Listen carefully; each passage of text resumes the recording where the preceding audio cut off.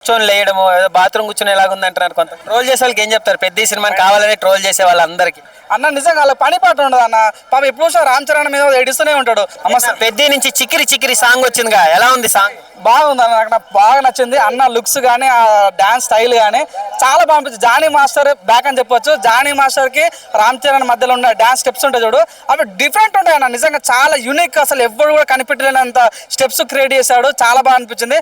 కానీ కొంతమంది ఎవడో ఏదో ఇన్స్టాగ్రామ్ ట్రోల్ చేస్తున్నారు, అది ఏదో వాష్రూమ్ పోయి కూర్చున్నట్లుగా ఏదో అంటారు. కానీ నిజంగా వాస్తవంగా అయితే చాలా చాలా బాగుంది. ఎక్స్పెక్ట్ చేయలేదు. ఊరా మాస్ ఉంది.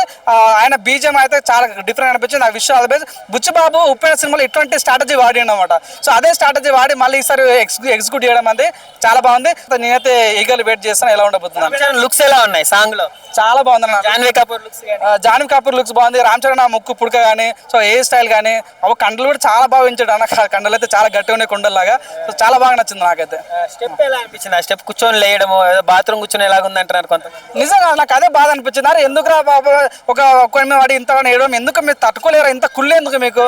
అంత మంచి స్టెప్ అది, చాలా ఎవరు చేయలేని స్టెప్ అది. ఇప్పటి వరకు చాలా డిఫరెంట్గా అనిపించింది. నాకైతే చాలా చాలా నచ్చింది. ఆ స్టెప్ మాత్రం చాలా డిఫరెంట్. ఈ పెద్ద సినిమాలో ఏదో కొత్తదనం అయితే కనిపిస్తుంది. నా బ్యాటింగ్ స్టైల్ కానీ, సో నా అన్న లుక్ కానీ, ముక్కుపుడు కానీ, చిక్కిరి చిక్కిరి స్టెప్ కానీ చాలా డిఫరెంట్ ఉంది. ఏదో ప్లాన్ చేసావు అన్న ఫీలింగ్ అయితే కనిపిస్తుంది. గ్లోబల్ స్టార్ తీసేశాడు, మెగా పవర్ స్టార్ అని పెట్టుకున్నాడు. ఇప్పుడు మళ్ళీ కలిసి వస్తుంది అంటారా మెగాస్టార్ పవర్ స్టార్ ట్యాగ్? అన్న నాకైతే కొద్దిగా బాగా అనిపిస్తుంది అన్న. ఎందుకంటే గ్లోబల్ స్టార్ అంటేనే బాగుంది, మాకు అదే నచ్చింది. ఎందుకంటే సో మెగా పవర్ స్టార్ అన్నా కూడా మాకు గ్లోబల్ స్టార్ నచ్చింది. సో చూద్దాం మరి ఏం జరుగుతుందో. కానీ వాస్తవంగా మెగా పవర్ స్టార్ ఉన్నప్పుడు దానికి సక్సెస్ వచ్చింది.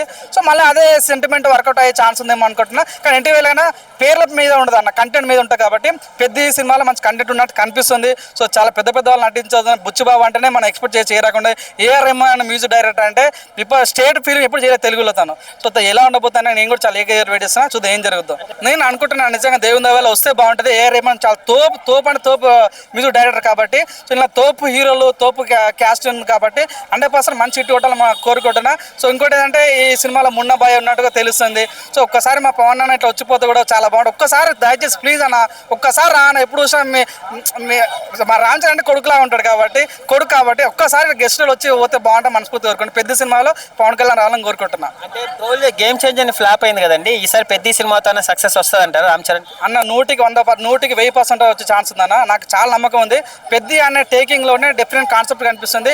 ఆ టైటిల్ అసలు చాలా డిఫరెంట్ అనిపిస్తుంది. పెద్ద పెట్టడం ఏంది, ఆ క్రికెట్ సంబంధం ఏంది. చాలా మంది ఈ మధ్య సినిమాలు అంటే లవ్ స్టోరీస్, హర్రర్ రివ్యూస్ కానీ స్పోర్ట్స్ బ్యాక్గ్రౌండ్ ఏవో తీయట్లేదు. సో అంత పెద్ద స్టార్ అయ్యుండి కూడా ఇటువంటి సినిమాని తీసుకోవడం ఏందని డిఫరెంట్గా అనిపించింది. ఏదో కనిపిస్తుంది, చూద్దాం ఏం జరిగిపోతే. వచ్చిన లాస్ట్ మన టైటిల్ ఏమంటే గ్లింప్స్ చాలా బాగా నచ్చింది. ఈసారి ఇది కూడా సాంగ్ చాలా బాగుంది. సో చూద్దాం ఏం జరిగిపోతుంది. నేను కూడా ఈగర్లీ పెడుతున్నాను. ట్రోల్ చేసే వాళ్ళకి ఏం చెప్తారు? పెద్ద సినిమాని కావాలని ట్రోల్ చేసే వాళ్ళందరికీ అన్న నిజంగా వాళ్ళ పని పాట ఉండదు అన్న. పాప ఎప్పుడు చూసినా రామ్ చరణ్ మీద ఏడుస్తూనే ఉంటాడు.